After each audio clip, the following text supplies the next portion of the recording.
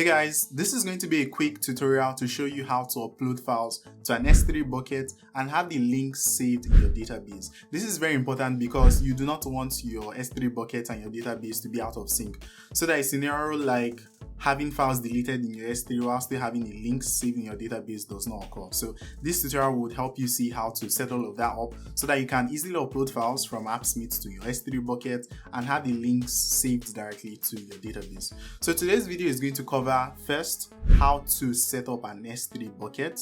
Then we'll move on to take a look at how to configure the upload process, how to upload files to S3. We'll also look at how to configure the delete process so that you're able to delete files and have it both update on your S3 bucket and on your database. And lastly, I'll show you as a bonus how to perform bulk upload. So this is going to be a bonus segment. You need to stay to the end to see this. Alright, that's what we'll be taking a look at in today's video. My name is Confident and I'm a developer advocate at AppSmith. Without any delay, let's get started.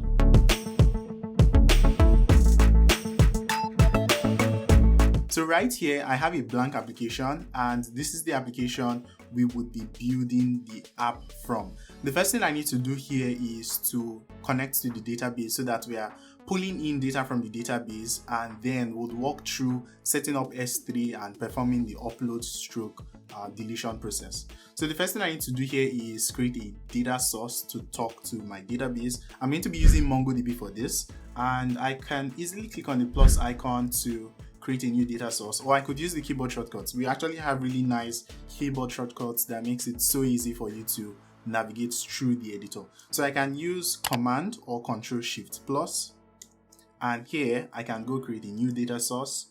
So we are going to be using the MongoDB data source. This is MongoDB. So let's use MongoDB database. I'm going to call this my movies. All right. And for the connection string, I'm going to be using the URI connection string. So I'm just going to paste that in. All right. And I can test this and you see it's valid. So I can go ahead to save this and everything looks good. So let's write a query to get all movies from the database, and then we can go on to display this in the application. So let's create a new query, and this is going to be a query to get movies. All right. For the collection, this is the movie collection, and we want to grab all movies. So I'm just going to pass an empty query there. Let's sort by the vote average so that we have the highest voted movie showing up first before the other movies, like a descending order. So we have the vote average and let's make it descending. Now I can run this, and here we have a couple of movies coming from the database. So I'm going to display this on the table by clicking on the selected widgets here and selecting table, or clicking on table. And here you can see that the data coming from the query has been automatically linked to the table widget, and we have a table widget on the canvas. So what I'm going to do here is update this table a bit so that it looks a bit nicer. I'm going to hide the underscore ID field. Then I am going to move the IMDb ID up and also the title up so that we're able to see the title, the IMDb ID, and also the images we will be uploading shortly. Now the table looks fine. The next thing we can do is go on to build the UI for the form upload. So let's grab a form widget, and I'm going to bring this here and place it nicely here. All right. This is the form we'll be using for the file upload. So let's bring in an image widget. So we would have an image widget here to display the image that is currently selected from the list. So whenever we go to select a new movie from the list, we would have that image displayed here. So I'm just going to expand this. All right, that looks good. Now, another thing we need here is a file picker that would allow us to select the files from our local computer and upload it to the S3 bucket. So this is the file picker. And for these two buttons right here, I'm just going to move them to the side. All right, this looks good. Let's write some bindings to reflect the movie selected from the table. So this is going to be table1.selected row. I'm just going to copy this over, and this is going to be .title. I'm displaying the title right here. So I have the title. Then we also want to display the image. So this is going to be selected row.image. and this is currently null right now. As you can see, we actually have no images saved in the database. Alright, so we have everything done here on the AppSmith side of things. Now let's go on to set up the S3 bucket. This is where I get to show you how to set up S3. So what you need to do is go create an AWS account if you do not have one. And once you get logged into the dashboard, all you need to do here is search for S3. That's all you need to do. It's a separate product, and you can click on this and you'll be taken to the S3 console where you can see all of your buckets, or go create a new bucket. So I'm just going to create a new bucket. So I'm going to create a new bucket here, and I'm going to call this bucket My Awesome Movies. The only other thing I'm going to change in the configuration of this bucket, and this is really important, is that you turn off block all public access. Alright, and this looks good. So I'm going to leave everything as default, and we can go on to create the bucket. Oh, I need to also check that. Alright, that looks good. So I can go on to create the bucket. And here we have the Awesome Movies bucket. Now I can go upload a file to this bucket, for example. So I'm just going to add a file. So let's select a file here, and I'm going to upload this file. And you can see that we have the file here uploaded. So let's go visit the file, and I can open this up in the browser so that we can take a look at the file, and you can see the image of the movie uploaded to S3. So this works, but there's a little bit of problem with this, because if you take a look at the URL, this is a really long URL, and the reason why it's really long is because it is a signed URL that contains an access token to view this image. So we are not going to be storing the entire URL. When we get to that part, I'll show you what we're going to do. But if we go ahead now, for example, and delete the token part of the signed URL, you'd see that we are not able to view the bucket. Yeah, we don't have access to view the bucket. So what we need to do here is to edit the bucket a bit to make it possible to read images or to read files in the bucket from everywhere across the web. So let's go update the bucket a bit. So I'm just going to head back to the bucket, and we have the Awesome Movies bucket.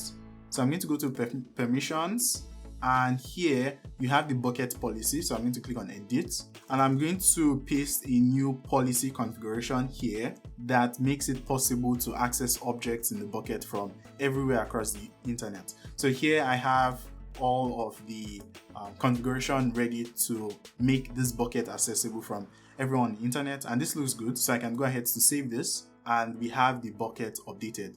So heading back to the image here that is not accessible, reloading this should enable us to view the image, and this works as expected. So we can actually take this URL, save it in the database, and everything works fine. The next thing we're going to take a look at now is creating an access token so that we can connect the bucket to our AppSmith application and then perform file uploads. So to do that, I'm just going to head back to this tab, and what you need to do is search for the I am service. So you have the I am service to manage users. Now I'm going to go to the users section, and I'll go ahead to create a new user. So let's create a new user. So I'm going to call this user test user and give it access to create access keys. So I'm going to click on next. I'm going to add the user to my admin user group, which I created a while back. Let's click on next, and we don't need to supply any tags for this user. So I'm just going to go ahead to create the user, and this looks good. Now I'll be taking the credentials or the access token of this user to connect my bucket to the AppSmith application. So the first thing I need to do here is grab the access key ID. So I'm just going to copy this over, and let's head back to AppSmith. Let's create a new data source by using keyboard shortcuts. That's Command-Shift+. And here I'm just going to scroll down to where it says S3 and go ahead to call this My Awesome Movies. All right. For the access key, I'm going to paste this in. For the secret key, I'm just going to head back here, click on show, grab the secret key, and I can also paste it in right here. All right, that looks good. So we can test this and save it. So we have both the database and the buckets set up. Now, what I'm going to do is create a query that makes it possible to upload images to the bucket. So let's create a new query, and I'm going to call this query upload images, or let's just say upload image. And the command for this query is going to be create a new file. For the bucket name, this is going to be the same name as the bucket we want this stored in, which in my case is My Awesome Movies. So let's go ahead to type that in here. All right. And for the file path, we want to create all of these files inside a folder called movies. So let's say movies, and then we can go specify the file name, which is going to come from the file picker. So remember, we dropped a file picker on the canvas. We can go access the files in the file picker by typing filepicker1.files. And since we would be uploading just a single file, this is going to be index 0. And then we can do a .name here. All right, right now it's undefined, but we can go on building this. The last thing we need to do here is specify the content, which is going to be coming from filepicker1.files index 0, and this looks good to go. All right, so we have the upload image query done. The next thing we want to do now is set up a query that makes it possible to have those links saved back to the database, back to MongoDB. So to do that, I'm just going to create a new query here, which is going to be an update query, right? So I have my movies database here. So I'm just going to click on the add button and click on update. All right, so let's call this update movie. All right, this looks good. And for the collection, this is automatically pre-filled. For the ID, we can pull the ID of the movie we want to update from the item selected on the table. So this is going to be table1.selected row._ID, right? And you can see that this looks good here. Now, what we want to update would be the image field. So we want to update the image. And for the value, this is going to be a parameter passed to this query. So this is going to come from this.params.url. All right, so this looks good, although it's undefined right now, but it looks good. So we can go on to start the upload process. Now I need to create a JavaScript file that would first make the upload to S3 and then get the links back and save that to the database. So to create the JavaScript file, I'm just going to use the keyboard shortcut and let's go to create a new JavaScript object. All right, that looks good. So the first function I'll be having here would be the upload function. All right, so for the upload process, the first thing we want to do here is save the file to the S3 bucket, and then we can grab the links and save it back to the database. So let's do that. I am just going to make a request that does exactly that. So let's do const res equals await upload image.run, and when that's done, we can take a look at the response from the upload process. So this will be return res. All right, so let's try this out. I'm just going to select a file right now and let's try to upload a random file. All right, this looks good. So from the console here, I'm going to try to trigger the JavaScript query we just wrote, or the JavaScript function we just wrote. So let's run this. And you can see that what is returned is an object that has an expiry date and the signed URL I showed you earlier. This is a really long URL and we don't want to save this in the database because this URL contains an expiry token which is no longer required. So what we're going to do is figure out a way to extract the actual URL of the file and save that to the database. And to do that, we have JavaScript that makes it so easy for us to do just that. So the next thing I want to do here is make a request to save the URL to the database. So this is going to be await update movie.run, and this takes in a URL as a parameter. So this is going to be URL. All right. For the URL, we can actually get this from the res.signed URL. I'm not sure what key it's in. Okay, this is it. .signed URL. So I'm just going to copy this and do a .signed URL. And what we want to do is make sure we are grabbing just the first part of the URL. So we can do a split on the question mark and make sure we're grabbing just the first part. So let's do that with JavaScript. This would be a .split, all right? And have a question mark right here. And let's grab the first part of the split. And that's basically almost all we need to do. Now we can do a get movies query so that will update the entire state of the application. So this is going to be get movies.run, and that's largely all we need to do for the upload function. So we can go give this a test. I'm just going to head back to the application and wire up the upload function to the submit button here. So for the submit button, when this is clicked on, we want to execute a JS function and we want to execute the upload function. All right, so we have a file selected already. I'm just going to make sure I have the movie Cruella selected from the table, and we can go ahead to try to upload this. Alright, and you see that this works really well. So we've been able to upload the image to the S3 bucket and grab the link and have that saved to the database. And we can go check this out. So if we head back to the bucket, for example, so we have the awesome movies bucket. I'm just going to reload this. We have the movies folder, and inside of the movies folder, we have Cruella saved right there. So this works fine as you'd expect. Now, the next thing I'm going to show you how to do is perform a delete flow so that you are able to delete a file from the S3 bucket and also have that file deleted from the database. So to do that, we would need to write a delete logic. But before that, let's write a query, an S3 query that makes it possible to delete a file. So let's do that real quick. So I have my S3 data source here, and I can do an add and make sure I am adding a query to delete files.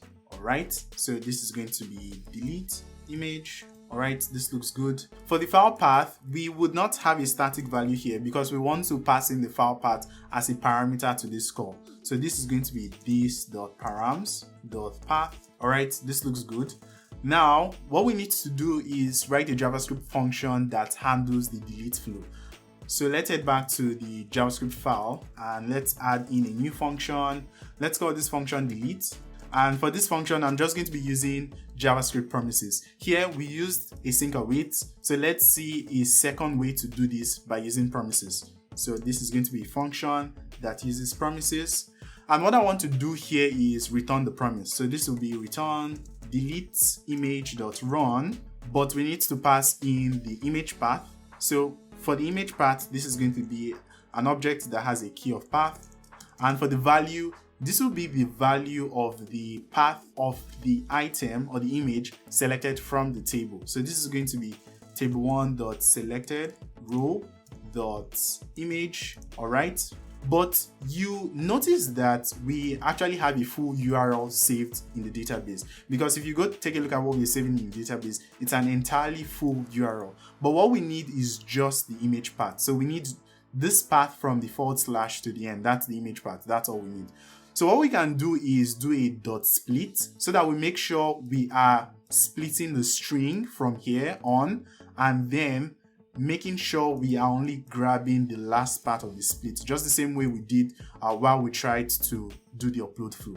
So for the image URL, what we're going to do here in this case, because if I do a quick return here, so let's see, I return table1.selected row.image. So if I do a quick return there, you would see that we're actually grabbing an entire image link, which is not really what we want. Okay, yeah, so you can see that this is an entire link. So what we need to do here is do a .split and make sure we are splitting on the .com/, and this would give us the exact path. As you can see, this is the exact path, and we can select the second path, which is index 1, so that we just have the path of the image. So I'm going to run this, and you can see this is the exact path of the image. So let's cut this over and let's go use it in the function we were writing out earlier.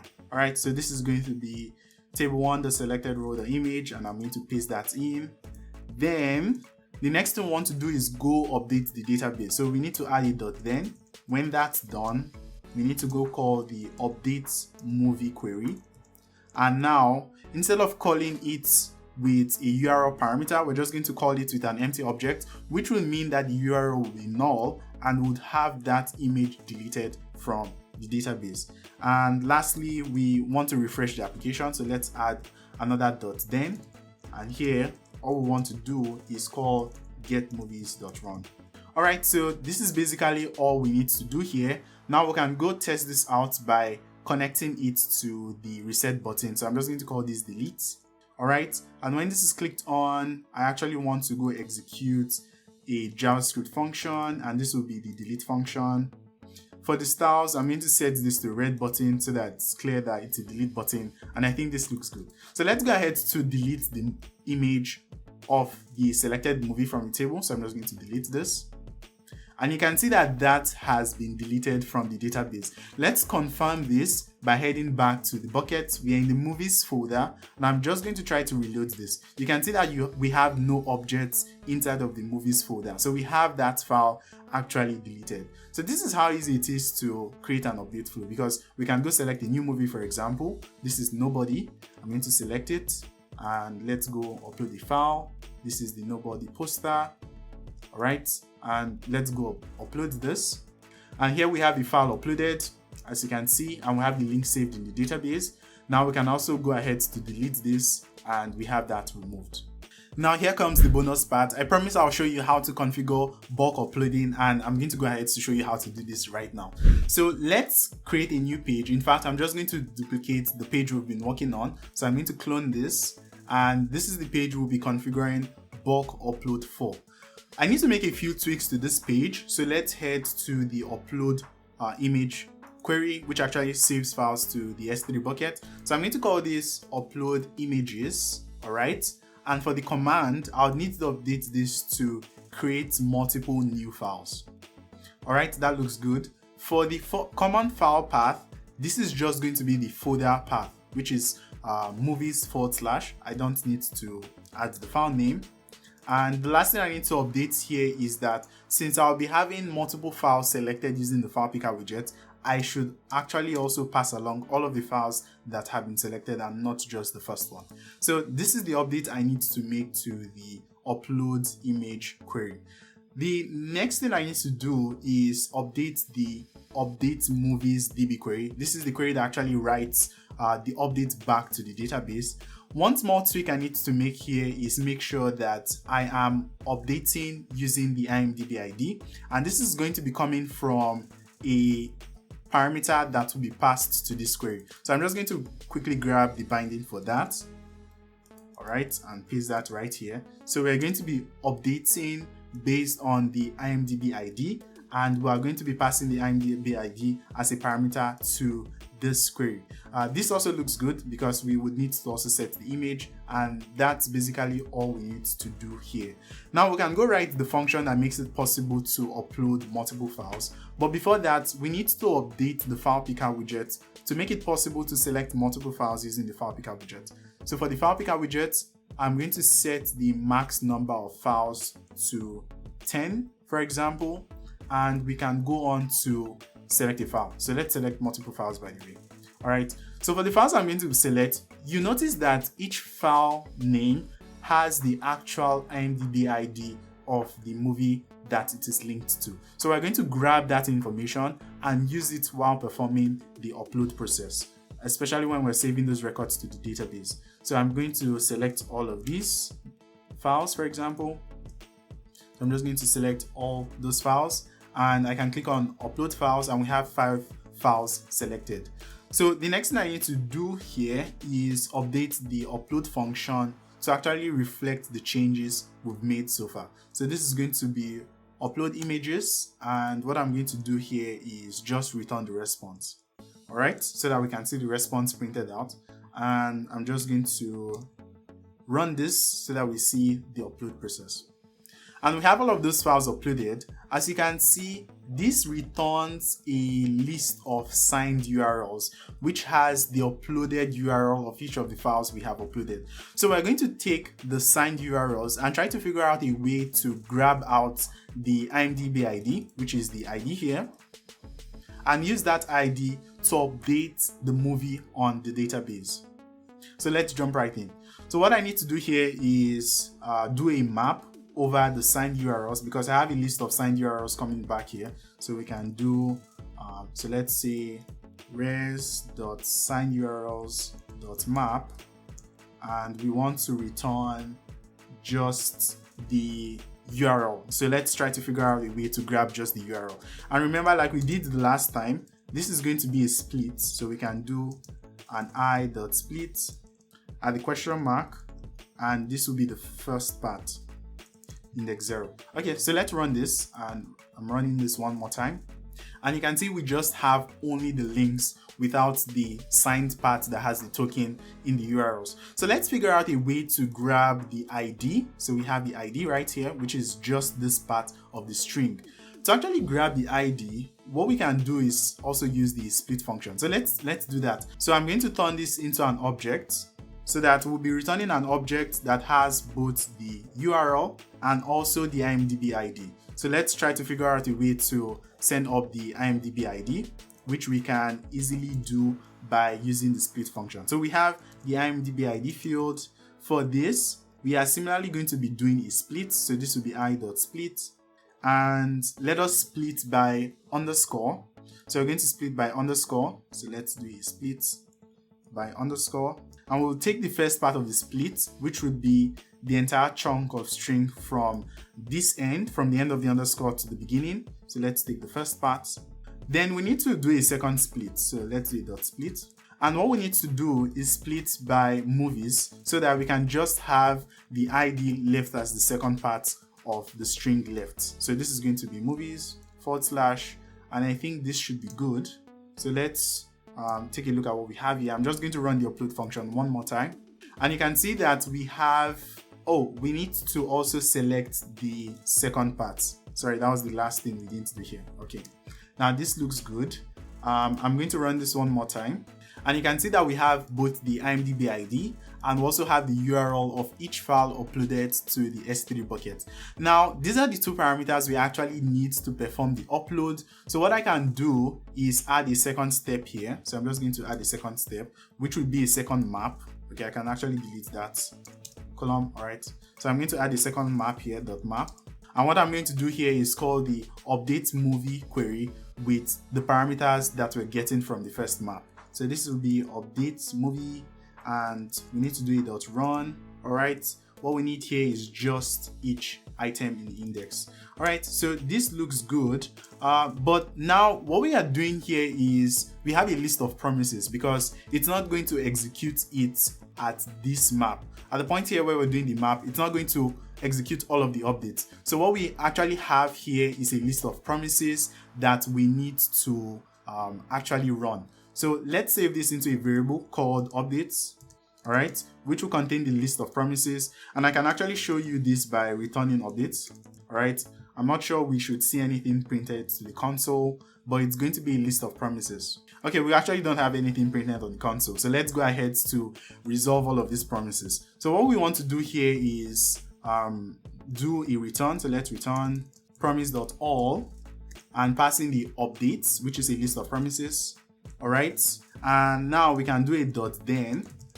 When this is successful, what we want to do is go on to call the get movies query so that we have the entire application updated, and we can add a .catch so that if there's an error, we actually know what the error is. So this is going to be .catch. We can do a show alert here with the error message. So this is going to be e.message, and this is going to be an alert type of error. All right, so this looks good. This looks good. We can go test this out by using the UI. So let's go try out the UI and see if this actually works. So we have 5 files selected. Now I'm just going to click on the submit button and let's see if what we have actually works. It does, and we can see that we've been able to select 5 files and have all of those files uploaded to the S3 bucket and their links updated to the respective movies in the database. So we have all of these selected and updated. So the last thing we might need to do here is to head back to update the delete function, which actually now requires the IMDb ID in the update step of the delete function. So let's head back here. Here where we are running the update movies, what we need to do is apply the IMDb underscore ID. And this is also going to come from the item selected from the table. So this is going to be table1.selected row.imdb ID. All right, and that looks good. So we can go on to delete an image, for example. So I'm just going to delete this image, for example. And we have that deleted both from the S3 bucket and from the database. So we've been able to see how to create an S3 bucket, how to configure file upload and file deletion. And I've also shown you just now how to perform bulk file upload. This was a really interesting tutorial. In case you would love to learn more about promises and async await, because you actually did a lot of JavaScript stuff, I'm going to leave a link to a video right here so that you can go check it out. So please go check out this video to learn more about writing promises and controlling the flow of your application. But if you're more interested in MongoDB and you'd like to learn how to implement some awesome MongoDB stuff like Atlas Search, we made a movie right here that shows you how to implement MongoDB Atlas Search in your apps. Alright, that'll be all for today's video. If you have any questions, please do let me know, and I'll see you in the next video. Alright, take care. Bye bye.